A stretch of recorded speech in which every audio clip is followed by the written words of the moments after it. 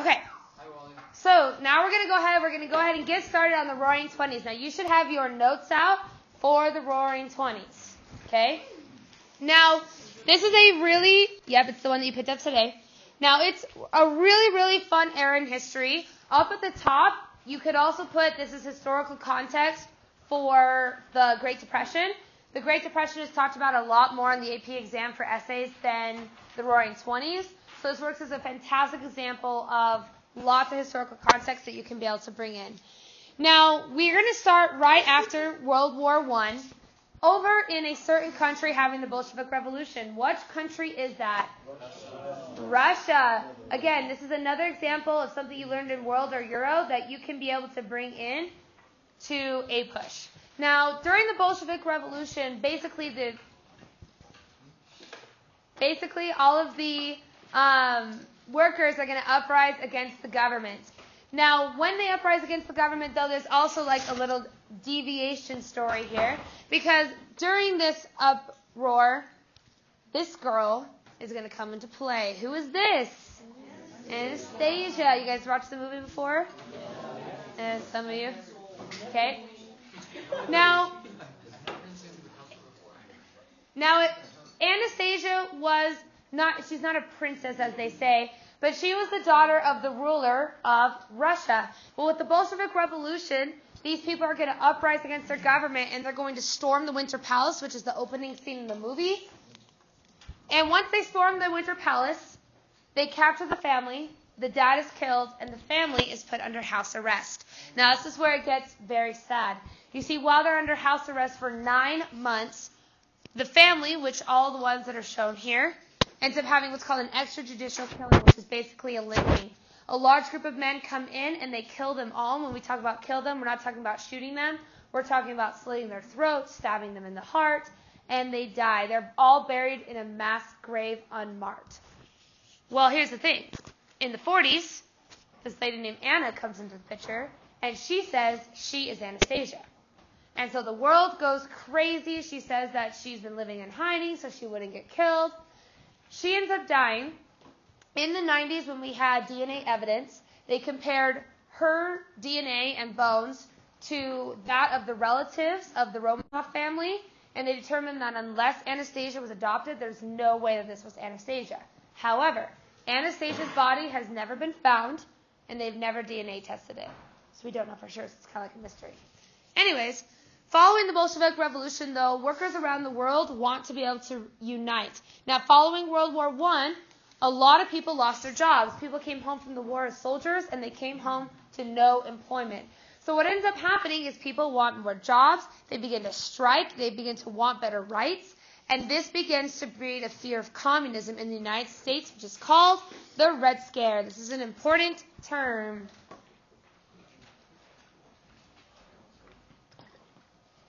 Now, next to the words the Red Scare. What? Star? Yes, star. Yeah, this is a 1-star term. Now, in terms of the Red Scare, I would circle the word communist, and I would especially circle the word nativism. This was fear of foreigners. We began to become exceedingly fearful of these people coming into our country and becoming communists. We did not like change. We did not like foreign people. We wanted to remain capitalist and American. Now, the Red Scare began to have this idea that basically if these people were going to come into our country, they were going to ruin everything, and they were going to destroy everything, and it was terrible, and it was awful, and we wanted to get rid of the communists. Now, part of the reason why this was because of fear of anarchy. Now, anarchy is when you portray your political opinions, but you base those political opinions, and you use violence to get them across. For instance, our second terrorist attack in the United States was called the Wall Street bombing. This was 1920, where basically communists, or supposed communists, went to Wall Street and they blew up buildings. This is why people feared communists as well, is because they didn't want this anarchy violence in America. Now, a great example, though, of the effects of this is through what's called the Sacco and Vanzetti case. And what's going to happen is that these two are going to be stuck in a trial that's going to make a huge difference to society in the 1920s. So if you will take your paper and flip it over. So this guy named Woody Guthrie wrote a song. And this Woody Guthrie song basically talks about what happened to Sacco and Vanzetti. So what I want you to do is I want you to read the song and then answer the questions in the bottom right-hand corner.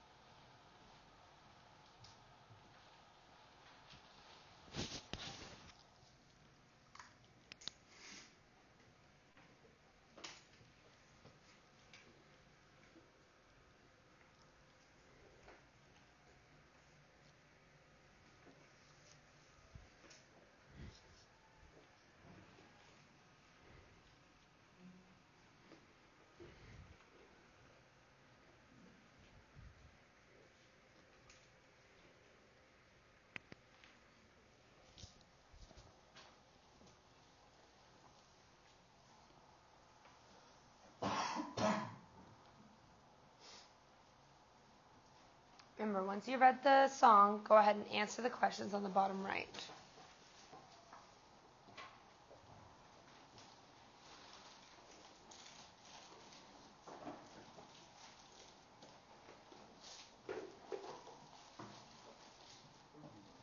I know, but you're being really loud. Ethan. I'm just letting you know, be quiet.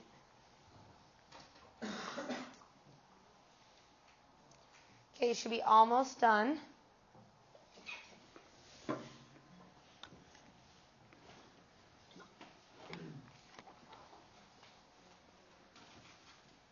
we listen to this song? No, because he sings really slow. He's a slow singer. No, seriously. You can go add it to your fancy iPod, though. Shuffle? Yeah. Or your Nano. Ooh. You could get it on a Zune. I heard they haven't been updating the software on that for a while, but if you want to. I just have a Walkman. I bet there was a huge jump in people buying Zunes with the release of Guardians of the Galaxy. Yeah. Well, the thing is, though, is I don't think they produce Zunes anymore.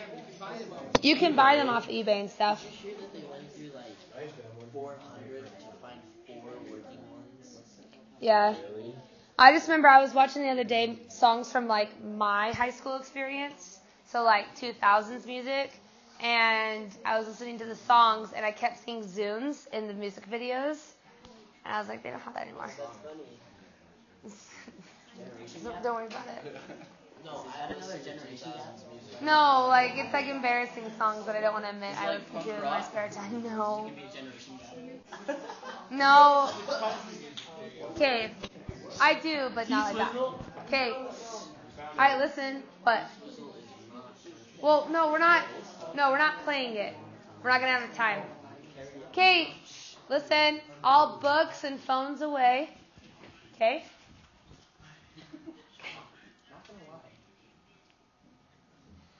Thank you. Alright, so first question. What country are Sacco and Vanzetti from? Italy. Now, you might say, but that's not Russia that we were just barely talking about. It's basically anything that was east of France was in fear of being communist. Now, who did Vanzetti tell to fight? Workers. The workers, right? That's how you know, when you were talking about the Red Scare, that's how you know it's the Red Scare compared to the 1950s, is because we're fearful of workers' uprising.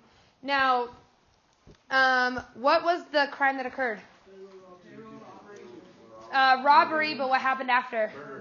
Murder. So it was a robbery gone bad. How did they die? The electric chair. And then who does he tell to fight every day? The workers, right? So they're supposed to stand up for their rights.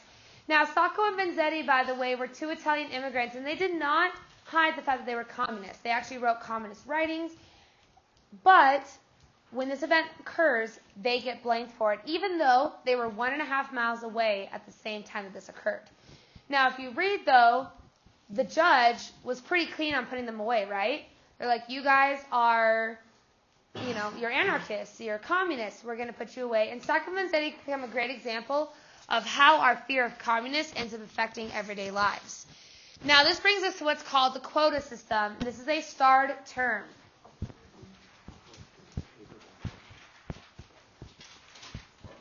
Now, the quota system, basically, if you want to put next to it historical context, Chinese Exclusion Act, those are the two that are the most similar. So the Chinese Exclusion Act, as well as the quota system, limits our immigration into the United States.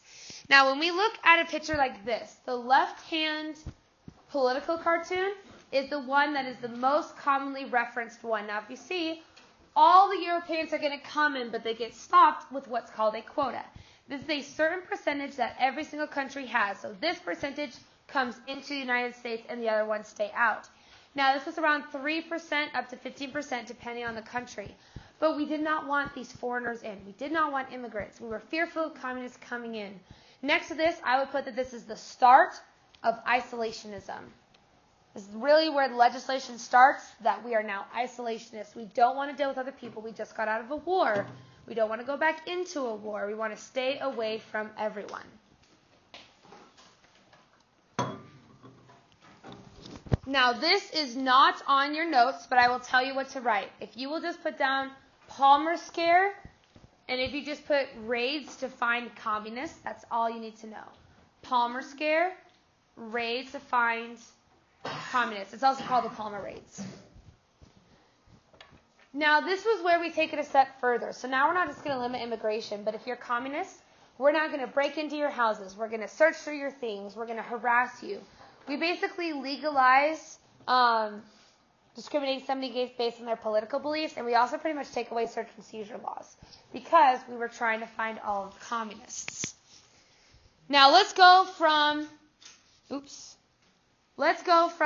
kind of like serious to the really, really fun parts, which is the 1920s. Yes? I just want to ask a question. Why didn't anybody suffering from these raids challenge it or try to sue? Because that does defy, in my view, a constitutional right. Number one, immigrants are really poor. So when you are wanting to actually fight against something or sue, you have to spend a lot of money to do so. And these immigrants didn't have it. Plus, a lot of times, if you're going to sue for that immigration stuff, or you're going to sue as a communist, people are going to look at you differently. You could lose your job. There were really no protections. A lot of our search and seizure and things like that laws actually come in the 1960s. So a lot of it wasn't challenged because it was for the safety of the country. So people didn't really sue until the 1960s when the explosion of civil rights happened, and then people are realizing other people can have civil rights too. So that's when we get the Miranda rights, Gideon v. Wainwright. Those are all 60s and 70s lawsuits that bring you your normal modern day laws. So this would be completely illegal now. Make sense? Okay. So let's get to the really fun stuff of the 1920s. Now, the 1920s are also called the Roaring Twenties. This is a double star term.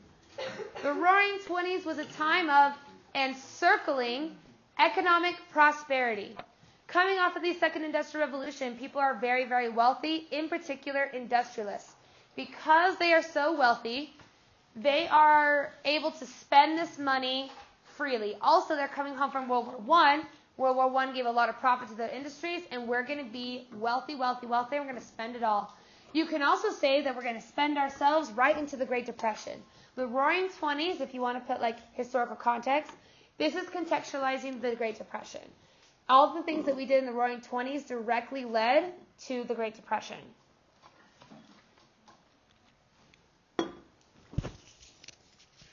Now, one of the things that the terms that they're going to talk about why this Roaring 20s has happened is Warren G. Harding is going to be campaigning. He eventually becomes your president, but he's campaigning for the presidency.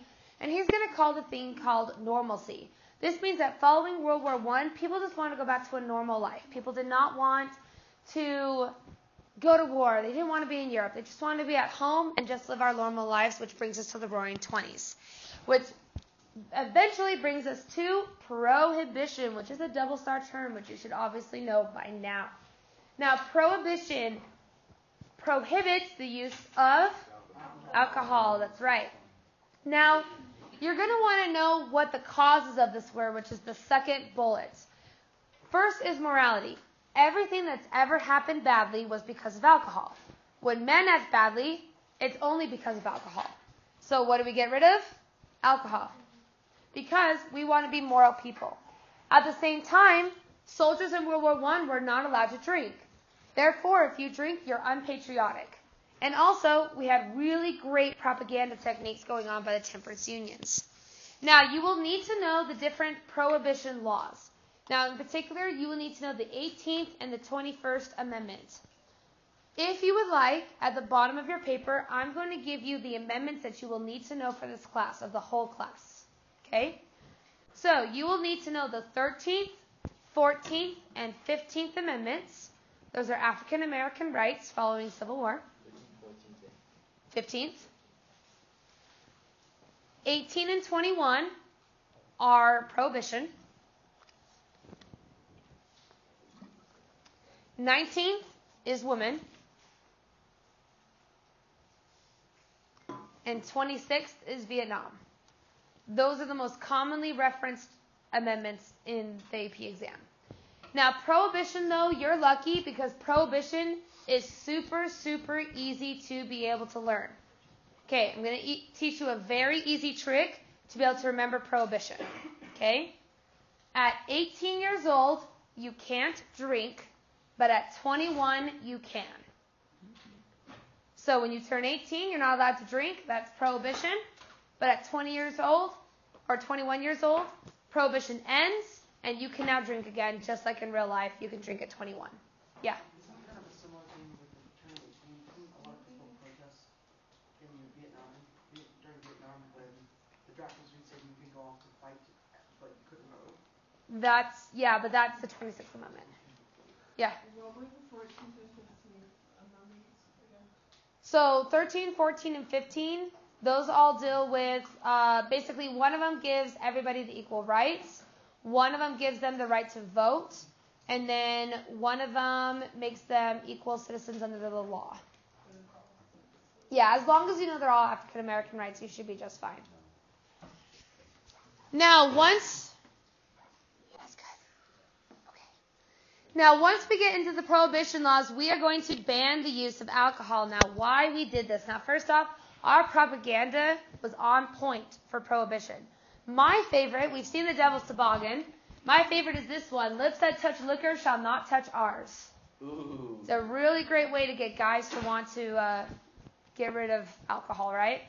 Now, when we talk about this, we're talking about this really great way to be able to get rid of alcohol and to be able to make sure that we're going to be able to have a better society. So we begin to prohibit alcohol, and we have lots of consequences. Now, you will see right away, this is also not on your paper, but unfortunately, this happens to be one of the most important slides on the whole thing. So, a lot of people either did it on the front, or they flipped the paper over and did it on the back and just made your own little box. But you really need to know the consequences of prohibition. You have to write everything there? Yeah, this one's a really important slide.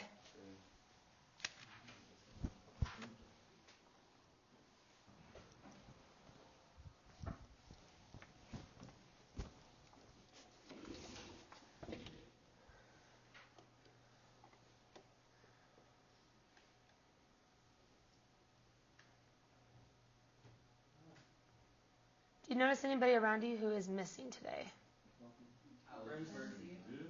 Wait, okay, hold on. Alex is gone. Miles isn't gone. What? Emily Emily B's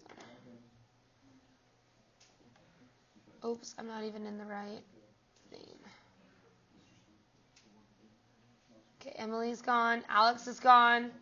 Mackenzie is gone. Anybody else? Other than Cindy and Jelaine, but they already talked to me.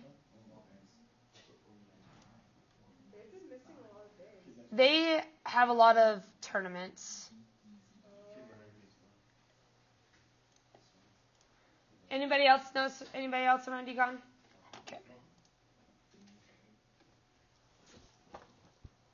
Erica, does somebody usually sit in front of you? Oh, that's right. No, Jelaine is at a competition. I think that person is training. You think? Yeah. I will tell you though, while you're writing, I do have one bit of advice for you as a student, is when you're on social media, make sure that you are appropriate with your social media use. For example, one of you who did the whole daddy thing may have had a very bad swear word as part of your name. And you're lucky that I think you deleted your own comment, because by the time I got there it was gone. But you should not. It was an icky name. How should we get in trouble for that? You can, but you should be smart and not do it. Because when you are looking for a job, they can run a search for you. And if they find stuff like that, they can deny you a job. And you don't want something, it's like it always comes back to you, those tweets from like forever ago. And people start to hold you accountable from something that happened 8 years ago. You don't want that to happen.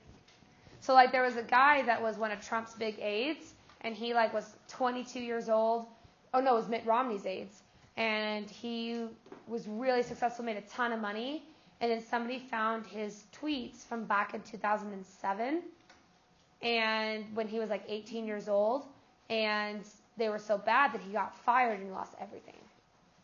So, yes, that's why you have to be careful. Okay, so let's talk about Prohibition and why Prohibition was so bad. You should know that Prohibition was an absolute failure. It was absolutely horrible, and it didn't work out very well at all.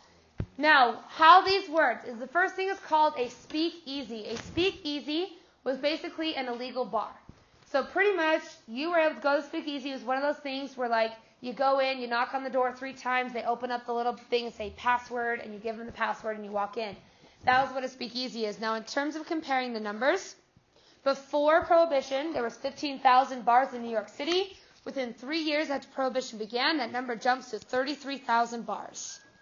So when we talk about whether or not Prohibition was a success or a failure, it was a total failure. I mean, this thing was awful. It didn't really do anything to stop alcohol drinking. It actually increased it.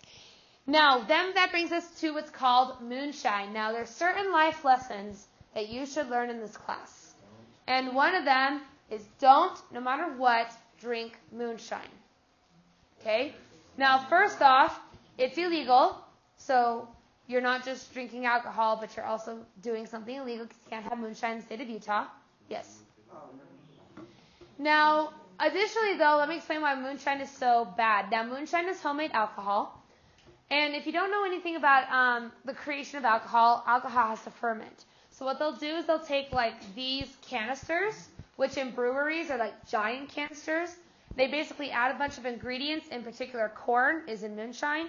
And they also add yeast. It ferments, which basically makes it die inside, which creates the alcohol. Now, the problem is that with Prohibition, all this was illegal. So what are you going to do when you have to make alcohol? Well, they figured out that if you take a car and you clean out all of the machinery with water, you can use it to make moonshine. But do you see why that might be dangerous, to use an old car to make something you're drinking? It's really not good. So what happens is people begin to get lead poisoning, they begin to go blind, and then eventually die. Now, another thing about moonshine as well, about why moonshine is so terrible, is that moonshine is also extremely alcoholic. Let me explain why. In Utah, your alcohol only is 3.4% alcohol. That means that that's the only amount of alcohol that you can have in legally drunken alcohol. Moonshine on average is 62% alcohol. And additionally, if you make it wrong, it can max out at 100% alcohol. Hand sanitizer. Worse than hand sanitizer. So imagine if you took your liver and your throat and you put it in hydrochloric acid and you let it burn. That's basically what moonshine is. So for example, I was watching a show the other day of some kids who were 16 and they made moonshine. And they basically made these moonshine cherries, which is where they put cherries in the moonshine so it soaks it up so that you don't think that they're drinking, but they actually are. They had one of those cherries, and the alcohol level, their blood alcohol, boosted up to about 26.2 or 0.262 alcohol level. And then this is where it gets sad. They were driving an ATV and they rammed into a dog and they almost killed the dog, and they totaled it, and the guy broke both his legs. And they were both at 16 charged with felonies. And part of the reason why is because the moonshine that they thought they were drinking had 80% alcohol in it. And it was so heavily concentrated that it was really, really dangerous, and they almost died. Yeah?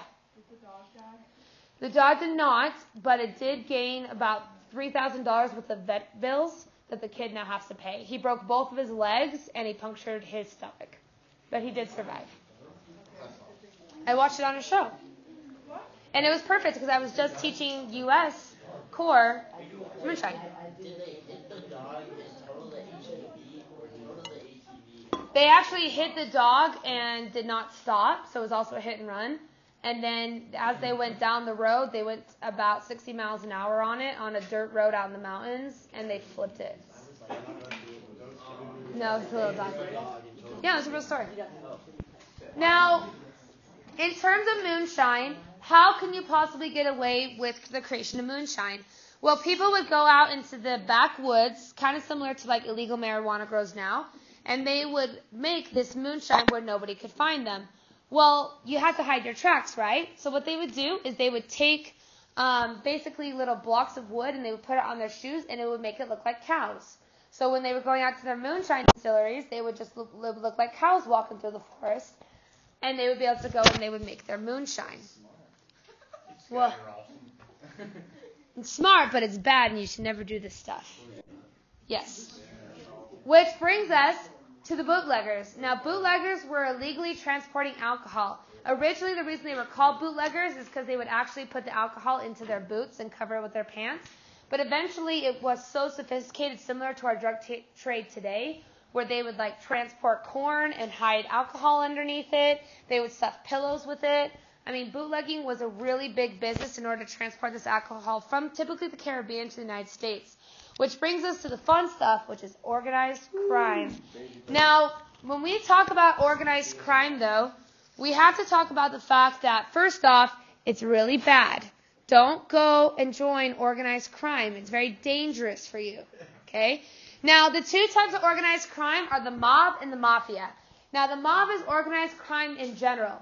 The big difference between the mob and the mafia is that the mafia is specific to one location, which means you must have heritage from Sicily, Italy. That's the only way you can be in the mafia.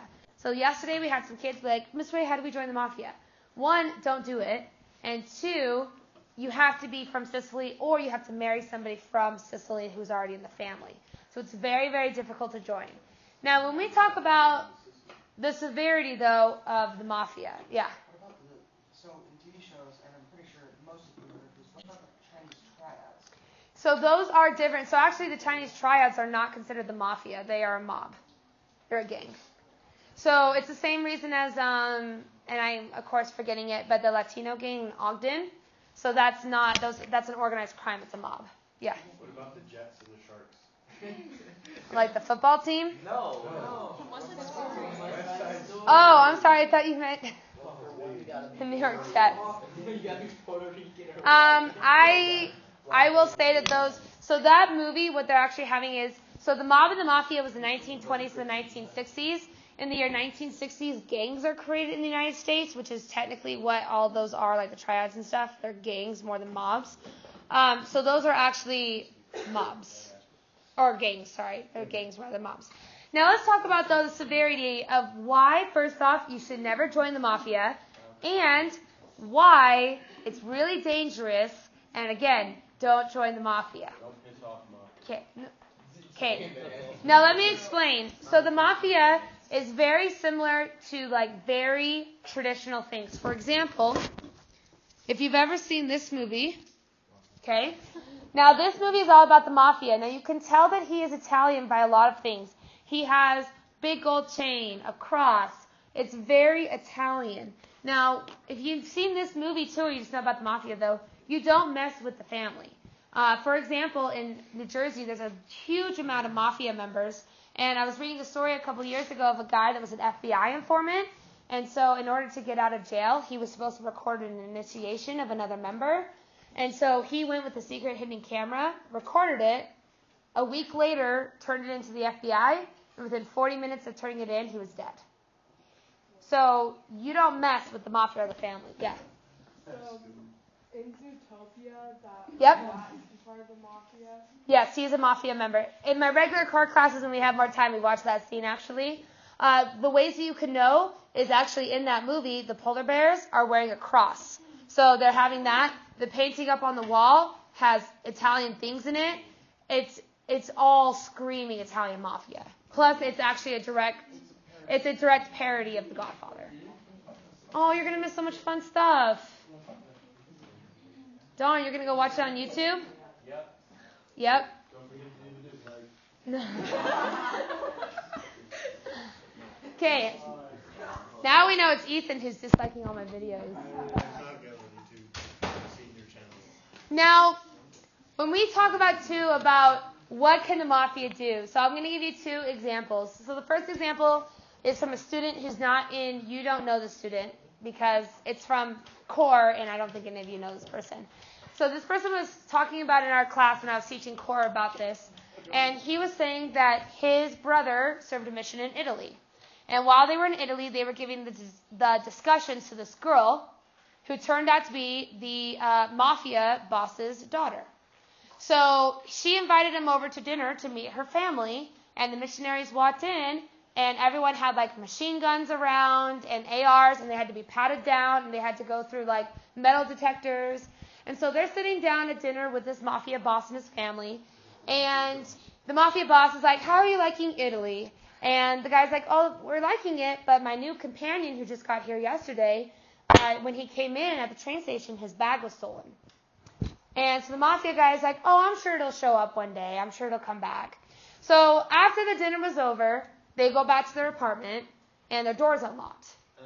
And they open up the door, and on the bed was the suitcase, and nothing had been touched. Everything was just where it was supposed to be. Why join the mafia?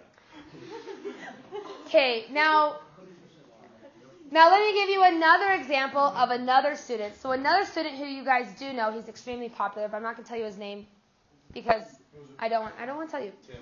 It's not Tim. So this student, though, his family was actually a couple generations ago. They were actually in the mafia during this time, and then his great-grandfather was killed in an assassination by the mafia. And so in order to get away from it, they moved in the middle of the night over into Idaho, changed their last name to a very American-sounding name in order to be able to avoid the mafia. And that's why that person has that name now. Sounds like a movie based off of that. Well, this was very common. Very That's so cool. This is a student that's an A-push this year. Wait, I'm confused. So he was part of it, and then the same mafia killed him, or a different mafia killed him? The same mafia. Got disbanded. Yeah, it's Italian mafia. So it pissed someone off. Now, I will tell you that there are different mafia families. So he didn't really explain it very well. Everybody was too busy gasping. So, anyways, so you don't want to be in the mafia, and at the same time, you also don't want to be in either of these two for a couple of reasons. First off is what's called a Tommy gun. A Tommy gun is a handheld machine gun. This is one of the ones that has a 60 ammo drum that you hold the trigger down, you spray it back and forth, and it doesn't stop. Those 60 bullets end up getting shot out at, I think it's 60 shots, takes about 25 seconds or so. So these Tommy guns become very severe. It's pretty fast during this time for a handheld machine gun. Now, in terms of to be able to combat this, they actually create the FBI. So the FBI is created in order to be able to help solve this problem and end mobsters and mafia in America. Which brings us to, what's his name? Well, this is the only class that not everybody said it. Yes, this is Al Capone, who is better known as Scarface. Ooh, we need to get you guys some books on the mob and the mafia. Yes. Now, Scarface, this is Al Capone. He was the famous mobster that controlled the west side of Chicago. Now, he was a huge bootlegger, a speakeasy runner. He himself is responsible for what they estimate is 500 deaths. But those are not like ordering somebody else to kill somebody. That's him as an individual person killed about 500 people. Now, also in Chicago, though, you had his bitter rival who was Bugs Moran. Oh, we need to get you guys reading. That's okay. You guys will learn it at some point. Now, Bugs Moran and Al Capone were bitter rivals. And one day, Al Capone decides he's going to get rid of Bugs Moran. So this is what he's going to do. He calls up Bugs Moran and pretends that he is a bootlegger. And he says, hey, I got some new alcohol. It's really, really cheap. You want to come buy some? Bugs Moran says, good. Or, fine, I'll go. Wait, wasn't he already a bootlegger though? Well, no, he was pretending to be somebody who was bringing alcohol that Bugs Moran could buy. So then, Bugs Moran and his 17 men show up to get this illegal alcohol. Well, as they're waiting for Al Capone's fake bootlegger people, the police show up. So oh great, we got caught by the police again. They put down their Tommy guns, they put up their hands, they turn around to the wall to get arrested. But as they're waiting to be arrested, Al Capone's men reveals their Tommy guns and they shoot them all dead. Even the cops? They were the cops. They were fake cops. Yep. And this becomes what's known as the St. Valentine's Day Massacre. Now, Bugs Moran himself, though, his bitter rival, was not there. He had gotten a haircut and was running late to his own murder. Now, in terms of how you guys can use a push in real life. No, not get a haircut. Okay. Yeah. Yeah, all the time. Okay. Now, the other day I was at the gym, and as I was leaving the gym, I saw something that made me very, very angry as a history teacher, and I want to share it with you. So I found this flyer, and this flyer is a flyer for the Redwood Recreation St. Valentine's Day Massacre Racquetball Tournament. That's awesome. Now, I don't necessarily know if this was the most appropriate name for a racquetball tournament. Guaranteed. It's going to be a massive one. Now, I will say that I may have been that person who kind of wanted to talk to them and get their explanation for why they would name this after a massacre of 17 people by Tommy guns. And when I talked to the people who organized it, they said they had no idea that this happened because the St. Valentine's Day Massacre was made into a song in the 80s that was really popular, and they didn't know it was a real story. That's awesome. So, Listen to this song. no, Why? because it's 7 minutes long. So let's do it. Come on. So anyways, so if you ever work for Salt Lake County Parks and Rec, now you can use your actual smarts to not do things like this. Because this is bad. When is that tournament? Or you can do It's already ended. It was on St. Valentine's Day, so it was on Valentine's Day. I would have won. Okay. Now, Al Capone himself, though, was never caught or charged with any of his murders. However, he did go to jail for tax evasion, and he went to jail at Alcatraz. Wait, did he live in the U.S.? No, Chicago. Where? In Chicago, Illinois. He lived in China. We're talking about the Italian mafia and then Chicago. No, do you realize that the Italian mafia is in America? In New Jersey and New York? Now I do. In Yugoslavia, China, Brazil. Okay. India, Anyways, okay. Germany. Okay. This just seems much more attainable now. No. Please don't go and join the mafia. I had 2 people I know that went and married into the mafia. I wouldn't do that. Who are they? Oh, well, they don't communicate anymore because they're not allowed to have Facebook. Ooh. Do they know They're not allowed to. They knew they did it because they wanted to marry into the mafia. It sounded cool to them. So they met somebody in the mafia and they married him. And now, I don't know if they're dead or not. I haven't heard from them. They're not allowed to use Facebook, so it's part of their thing. Now, at Alcatraz, though, is that Alcatraz becomes known, it was originally a World War I armory, but it then becomes known as the place that's going to house all the biggest, baddest criminals. When, in theory, you shouldn't be able to escape this because it's an island, these three are going to try to prove that wrong. Now, 2 of them were there for attempted murder, 1 of them was there for robbery, and they are going to plan the famous escape of the Escape from Alcatraz. If you've ever seen the movie The Rock, that is based on this. Now, what happens is that three guys work in the barber shop. And so they collect hair, and they make these like paper mache heads to make it seem like they were asleep. Then, using spoons that they had stolen from the cafeteria, they carved out part of their wall and made a hole so they could escape into the piping and escape off of Alcatraz. And so, the night of the escape, they're going to try to escape, and they're going to go float across in a raft across San Francisco Bay. Now, the goal of this was to be able to go across. This is Alcatraz right here. They would go across underneath the Golden Gate Bridge and then eventually land over here was the goal. If anything, they probably would have escaped over here instead because of the current systems. Now, look at the heads real quick. You're going to notice a problem. What is it? They're so realistic. Okay, how many guys did we just see in the photos?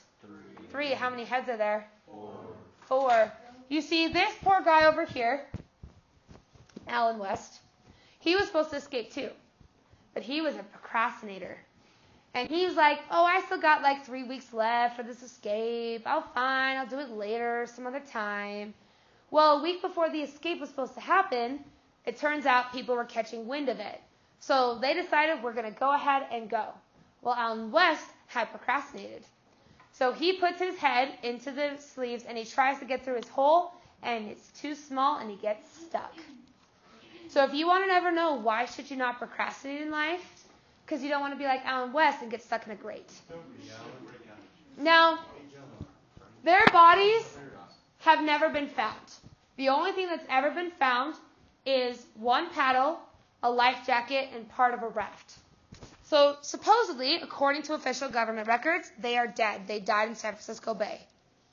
But did they? What happens is about 10 years after the whole escape happens, the family begins to receive letters from South America.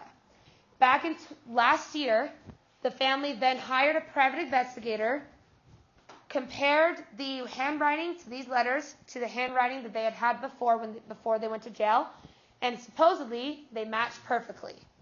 So according to the family, they escaped to South America. The letters did stop back in 2009, so they think that they have now died for sure. But whether or not they escaped is up to you.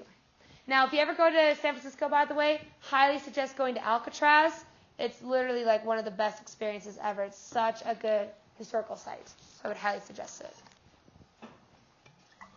Okay, so moving off of all of these,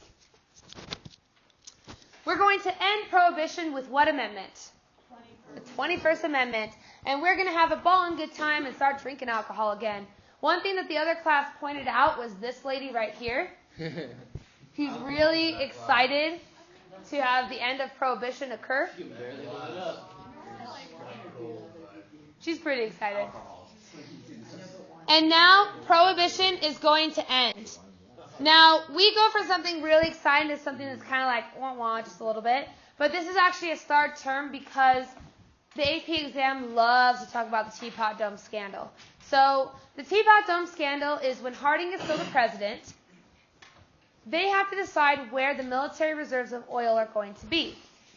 And so, he decides to put this Navy reserves in a place called the Teapot Dome. Now, if you don't see, this is supposed to be a teapot. This is the spout, and then that's the teapot. Regardless, though, is that they give this contract for oil to here. Well, the problem is that it turns out the Secretary of the Interior was getting kickbacks from this project, he and his friends. So it was basically like a modern-day spoil system.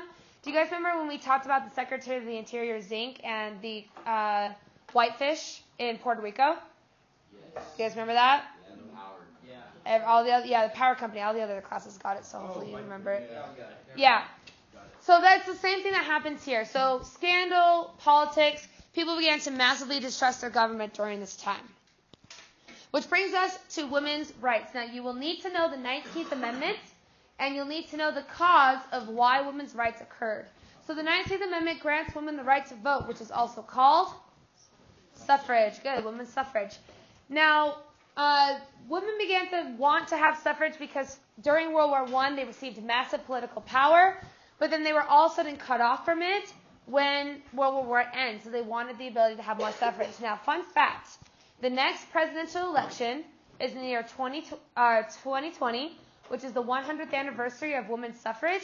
It's also the first time you girls in here can vote in a presidential election.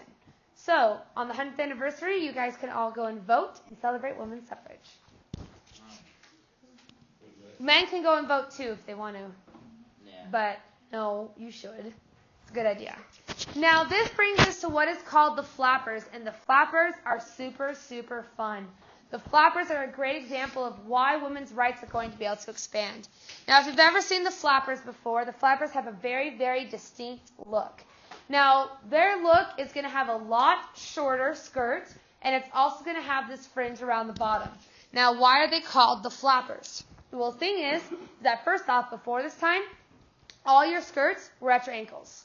Now, they're going to come up to your legs, and that was scandalous. I mean, this was the girl that your mom did not want you to date as a boy because they were too promiscuous and they were far too sexy for you because their skirts came to their knees. I know. It's a big problem. Now, why they were called flappers, though? So it was required by law that your skirts came down to your knee. But on a flapper dress, all of it is fringe. Well, what happens when you walk and there's fringe? It swirls, otherwise known as flaps, back and forth, and what shows underneath? Your super nice, not your knees, your entire leg. So this flappers, the fringe came from right here, and all of a sudden, all the women's legs were out and about, and it was so scandalous. And if you had a daughter that was a flapper, I mean, people would literally, their parents would show up at their door, give them a Bible and a cross, and say, like, you need Jesus because you are so inappropriate now. Because it was so needed, because this right here was scandal. And if you dress like this, I mean, you were the talk of the town in all the wrong ways. Now, why dancing became so popular, this is, by the way, why Mowgli's on there dancing, is because dancing, 2020s. Anyways, so why dancing became so popular, specifically with the world of Charleston, is that when you're dancing and you're kicking your legs, what happens to your skirt? It goes up, and guess what it shows? Your legs, which is all that, nice little legs that all the boys want to go see. And then if you're flipping around up and down with the Charleston, what else are you seeing? Everything underneath the skirts as they're flying up and down. So the flappers became really a symbol of promiscuity. They became a symbol of like the sex appeal during this time. And the flappers really were the women pushing the boundaries of what they could do. And a lot of it was because a lot of things were illegal, such as having too short of a swimsuit. This was illegal. You would receive tickets. If you had too short of a skirt, you would receive a ticket. All of this was in order to be able to stop the scandalous women from going out there, and they wanted modesty to come back into America. Now, these flappers, though, didn't really care. They kept pushing the boundaries, and they kept becoming more and more promiscuous. As you can tell today, I mean, this, in a lot of people's minds, is really overly modest, right? And so as we began to change and transform, back then, I mean, this was the scandal of pretty much the century for women at the time is what they thought. Now, let's talk about The Great Gatsby. Now, I have good news and okayish news for those of you reading The Great Gatsby in English. So you can use The Great Gatsby and what you know about it in your AP exam. The Great Gatsby, if you don't know, was a very popular book in the 30s, and basically it described for you life in the 1920s, especially with Gatsby himself, had like these wild, crazy parties, and it really shows the economics of the 1920s. However, you can't write an English essay. So some of you are going to want to write like a paragraph and a half about the imagery of the green light and the eyes on the wall. That's not what they're looking for. They're looking for history. Make sense? No, I know. Bummer. Huh, Lachlan? Yeah? He's up. Yeah? He's up. He's awake and at it. Okay, now let's bring us to the radio. Now, in order to be able to understand how impactful the radio is, we are going to do a little activity. So here's what's going to happen. I am going to play you a sound. And based on this sound, I want you to figure out what is happening in this clip. Dancing. I'm going to wait. They haven't seen it yet. Flat. Okay. This is not from the 1920s, by the way. Dice rolling. It's cards being shuffled. Shovel? Shuffled. Oh. Not shovel your Party. This morning, it looked as though they were not going to be able to get off. 115 seconds. Velocity 2,900 feet per second. Altitude 9 nautical miles. Range distance 7 nautical miles. person. So something's happening right now. Okay, so Ethan, what do you think it is? Okay, Miles? A plane? Anybody else? Moon landing, maybe. Space Shuttle Challenger. It is. Okay. Now, Space Shuttle Challenger. Now, let me explain what you just listened to. Now, what you guys just listened to is the explosion of the Space Shuttle Challenger, which, if you don't know, was in the 80s. And the Challenger explosion was really the first big space shuttle explosion that was going on. In fact, what's kind of sad about it is also going to have the very first teacher in space. And so all the schools around the country canceled classes to watch this live, and they watched the shuttle explode on their TV. It's not really funny. It's not funny, though, right? Because 12 people died? Yeah. Well, I truly don't think that they canceled school to watch something explode. Because when I was in school, we turned on the Twin Towers on 9/11, and I highly doubt that they expected those to fall while we watched it live on TV. So I highly doubt that they did that. Now, we're going to watch the actual Space Shuttle Challenger explosion, but I want you to think as we're watching this, what are they doing when this is occurring? Or, like, how are the announcers showing you what's going on?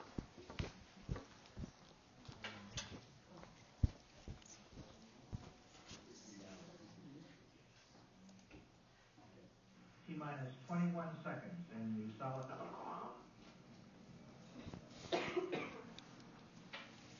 So the 25th Space Shuttle mission is now on the way after more delays than NASA cares to count. This morning, it looked as though they were not going to be able to get off. 115 seconds. Velocity 2,900 feet per second. Altitude 9 nautical miles. Range distance 7 nautical miles. Now, did they really tell you what was going on, the announcers? Why didn't they need to? Because you saw it, right? It was right in front of you. You were able to see exactly what's going on. Could they do that with radio? No, they couldn't, because they have to create a picture for you of what's going on. Now, the example I'm going to give to you is the Hindenburg. Now, with the Hindenburg explosion, this was broadcast live on the radio. So what you guys are going to see is you're going to see the video of the Hindenburg explosion, and then you're also going to hear the announcer describing it on the radio. And I want you to think, how is this different? Now, I will warn you, since apparently we already had a problem with people laughing in the last one, is that some students find this video funny, and it's really not. When he was broadcasting, the tape was going too fast, and it pitches up his sound, and then it makes it really fast. So it's not that he sounds weird, it's just that it was an accident at the time. Okay? So I want you to think, how is this one different?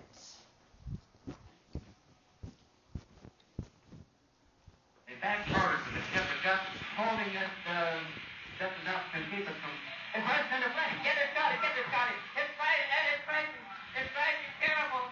Oh, my, get out of the way, please. It's bursting in the planes, and it's falling on the morning fast, and all the folks believe that this is terrible. This is one of the worst catastrophes in the world. Okay, how is this one different? What did they have to do for this one, Ben?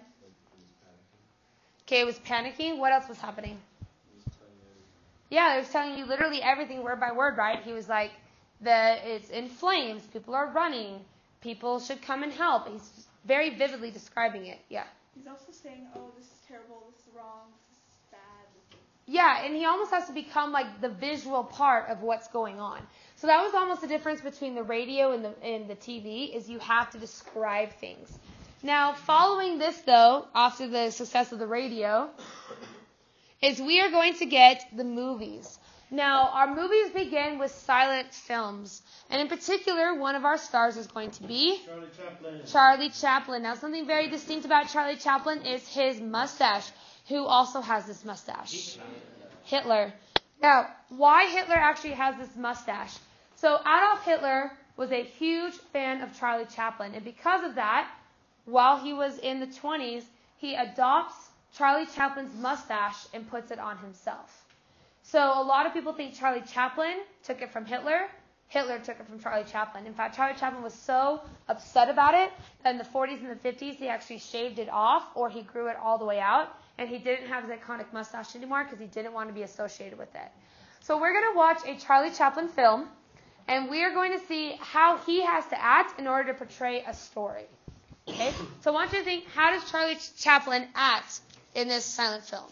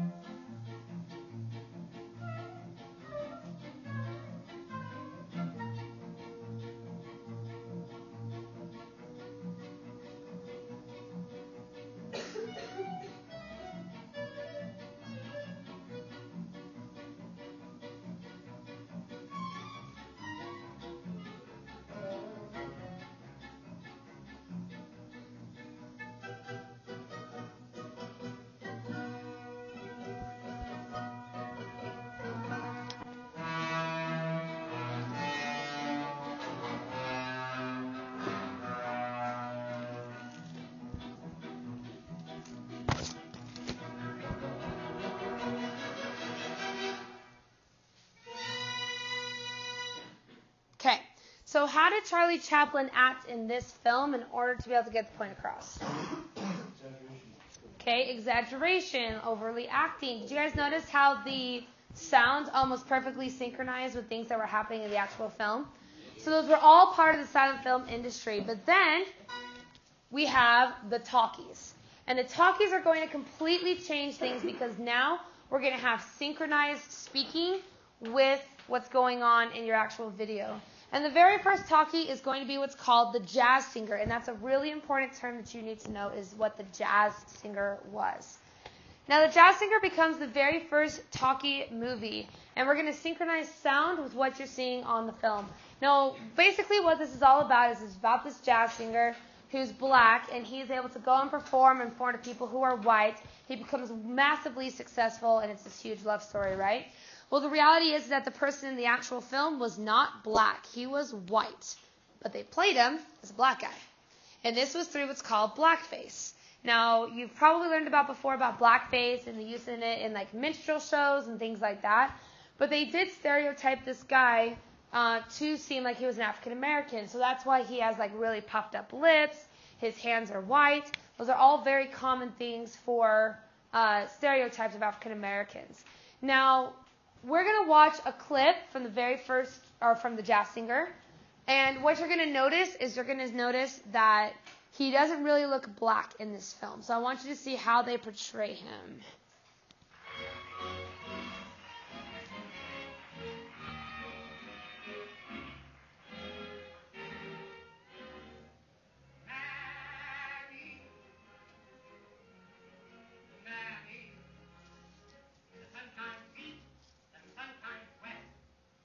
So do you guys see how he looks in this? So he has like white stuff around his eyes. His lips are really puffed up.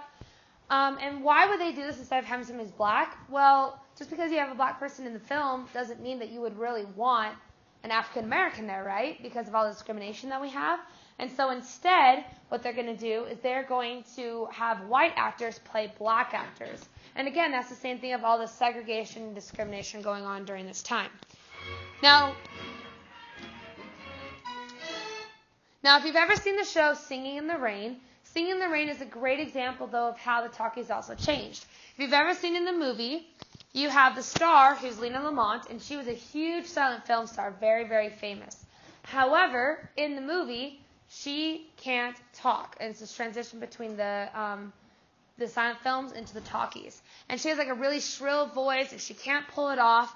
And so what they end up doing is they ended up basically replacing her with this other girl in order to be able to kind of like lip sync everything going on in the movie.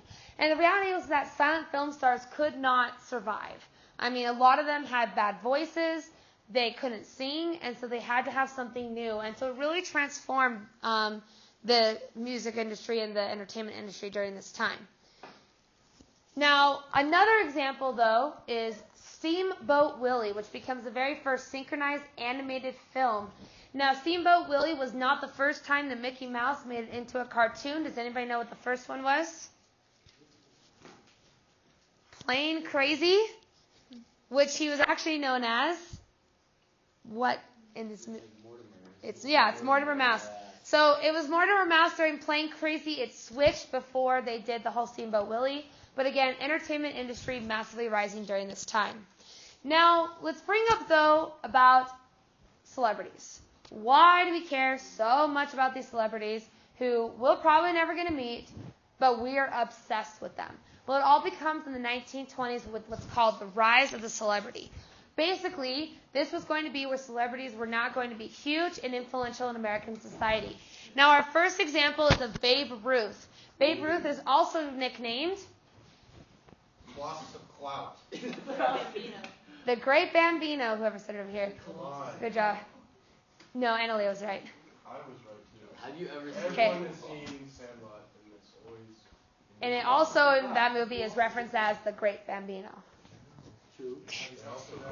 Anyways, so Babe Ruth becomes a massive, massive celebrity. He ends up becoming a huge-time baseball player. He was so popular in this time that people became obsessed with him. I mean, if you look at his headline, for instance, why do we care about his like little baby's birthday party and how they messed it up? Why does anybody care about that? Well, we have this rise of celebrities and TV and film, or not TV, sorry, film, that ends up bringing this rise. Now, when he dies, 14,000 people attend his funeral at Yankee Stadium. They named a candy bar after him, which is the Baby Ruth candy bar. And also, if you want another Disney fun fact, so Disney wanted to be able to figure out his trash can, so he bought a box of Baby Ruth candy bars.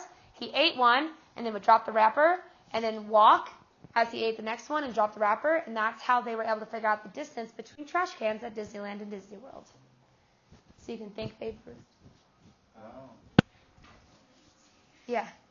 Is that real? No, it's 100% real. It's a real story. Did they just tell him to eat it and then drop it, or like? Well, I'm sure he told himself. Because he was the one doing it. Oh. Yeah, there's actually whole books on the art of the trash can at Disney, because it's actually very fascinating. But it's not for this class. Anyways, but another celebrity, though, who may not have had such a wonderful ending is a guy named Charles Lindbergh. He's going to be the very first person to fly solo across the Atlantic. Now, unfortunately, with this massive fame becomes massive tragedy. You see, he had a son. And one night, while his son was asleep, his wife went to go check on their son, and his son was gone. It was like one of the movies where like the window is open to the fire escape, and the curtains are like blowing the breeze, and their kid was kidnapped. Now, when their kid was kidnapped, I mean, it went huge. It was all across the United States. And the day after the boy was kidnapped, a ransom note came up at the Lindbergh's house. And basically it said this: if you give us the today's equivalent of approximately $17 million in cash, we will give you back your baby. So Charles Lindbergh gets a bunch of cash together into a little briefcase, walks up to a park, drops it off, walks away. Nobody comes and gets the case.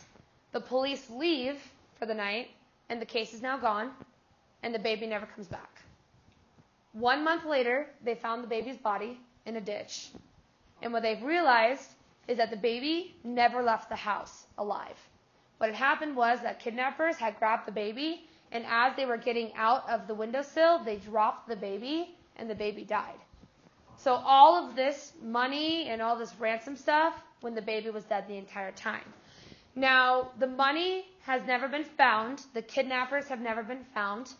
They did, basically what happened was because they were so famous, the paparazzi, when they found out that Charles Lindbergh's home had been, like, the baby kidnapped, they actually broke into his home and, like, stormed it and were taking pictures of everything and taking artifacts from the boy's room for their newspapers, and they ruined all evidence that was in the room. And so kind of his own celebrity status, and he felt guilty for this for the rest of his life. He felt like it was his own fault. They have found, I believe it was 6 of the banknotes, because they were all earmarked, but they have no idea who the kidnapper ever was, and they've never figured it out. So again, probably a negative reason why you shouldn't be a celebrity during this time.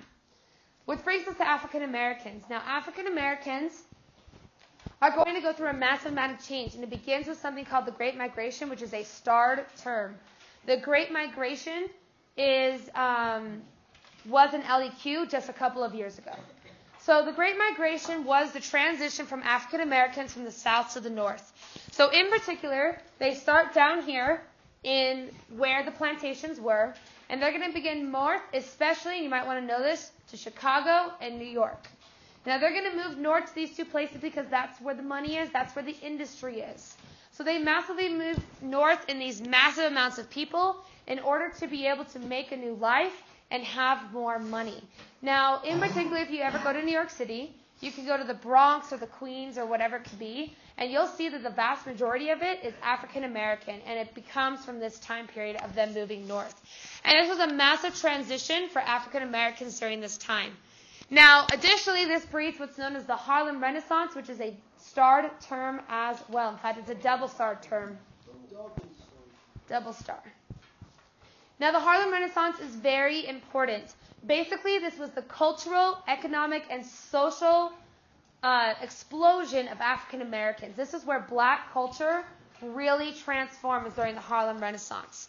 Now, the Harlem Renaissance occurs in Harlem, New York, and again, it's mostly because of that transition from the south to the north from the Great Migration. So the Great Migration is a historical context and a cause of the Harlem Renaissance. That would be really good for an essay. Now, this massive explosion in Harlem brings a lot of arts and a lot of culture. Now, normally, when you're an artist and you're black and you're at a club, you're the bartender, you're the janitor. Now, you're front center stage. Now, one of those examples that comes through the jazz age and the explosion of jazz throughout the United States. And one very famous jazz musician is this guy, who is Louis Armstrong. And what is his most famous of all of his songs? What a wonderful world. Was that what you were going to say? Yeah. So what a wonderful world. So to be able to learn a little bit about jazz, we're going to listen to part of What a Wonderful World. It's like 6 minutes. And he sings really slow. We'll listen to the first of the part. Okay.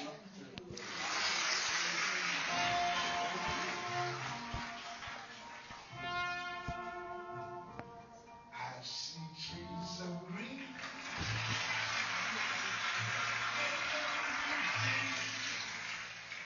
I see them new for me and you. And I think to myself, what a wonderful world.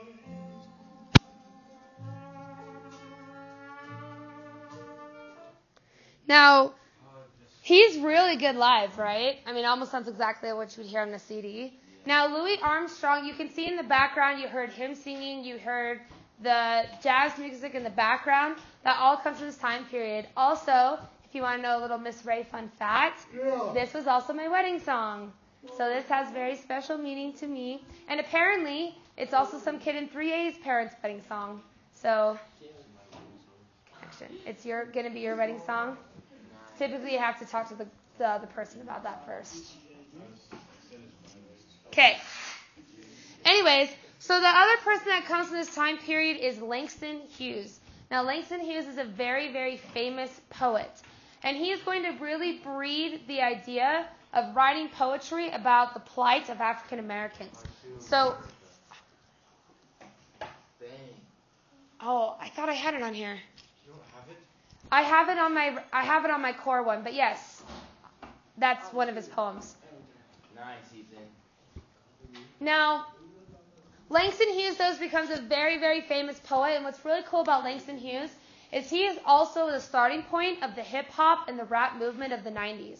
So what happens is that basically his poetry, where he talks about African Americans in poverty, being deemed as criminals, unfair treatment by officers, all of that leads into the 90s with the hip-hop and rap movement, and Tupac specifically said that Langston Hughes was his major inspiration for the rap music that he created. Now, we bring this to a guy named Marcus Garvey, and Marcus Garvey is going to create what's called the Back to Africa movement. That is an important term to know, is the Back to Africa movement. Basically, he is the radical African American. He is going to say that in order for African Americans to truly receive their rights back, they must go back to Africa. Now, Marcus Garvey, basically, he said that everybody who's been living in America at this time, that's African American, should all transport themselves back to Africa in order to go back to their homeland. They said that everybody needs to go back to where they came from because that's where we truly had the most rights. Now, this ends up breeding what's known as the Black Power movement, is what it transforms into, is the idea of especially rights, ready, Lachlan, for African Americans in this country.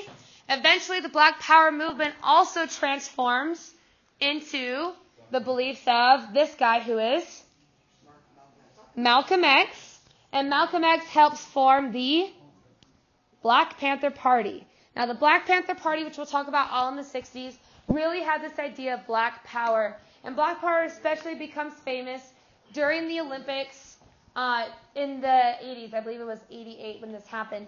Basically, what happened is that T's to African Americans were track stars. No, I remember what it was. It was in the 90s because it was right after the LA riots. And what happened is that they won. And in order, they had already planned this protest long before they had won, but both of them packed a glove, or black gloves, which was the black power symbol, and when the anthem was playing, they were going to put their heads down and they were going to put their fists up. This was kind of at the same level as like the national anthem protests, was what was going on here. Well, this guy on the right forgot his glove. So the guy on the left had to give him one of his gloves, so that's why it's two different hands. It's supposed to be the right hand up into a fist. And while the national anthem was playing, they did this, and everyone booed. They got off the medal stand, and they were stripped of their medals, because you can't do this sort of political stuff right here. The Australian, who was on the far left, who did not participate, as he was walking away, interviewers crowded around and were like, what do you think? What do you think of what they did?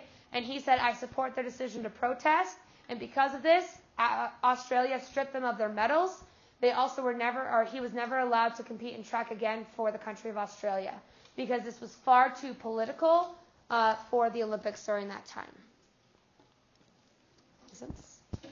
Okay. Let me see what's next. Okay, now we end all the African Americans with the rise of the Ku Klux Klan or the KKK. This, if you want to put next to it, this is where like our modern version of the KKK. When you think of the KKK, it's actually from this time period, not after the Civil War. So the KKK was based on Christian beliefs, which is what I would circle. They believed in lynchings. Yes? If they believed in Christian beliefs, why did they burn a holy symbol of the Christian religion? Because they were showing Christianity. So I actually have a picture of that right here. Okay? So they burned it because they were showing that they were based on Bible beliefs. They were based on Christian beliefs. So their claim was that in the Bible, and according to the Bible, African Americans were a plague on the earth, or black people were a plague on the earth. So they were simply doing their Christian duty by getting rid of African Americans. Now the KKK as well, this is where they get to like the massively violent protests. They begin the massive lynchings. In the 1920s, for instance, they raided a city in Florida and killed 90% of the African Americans in that city. This is where we get our modern version of the KKK.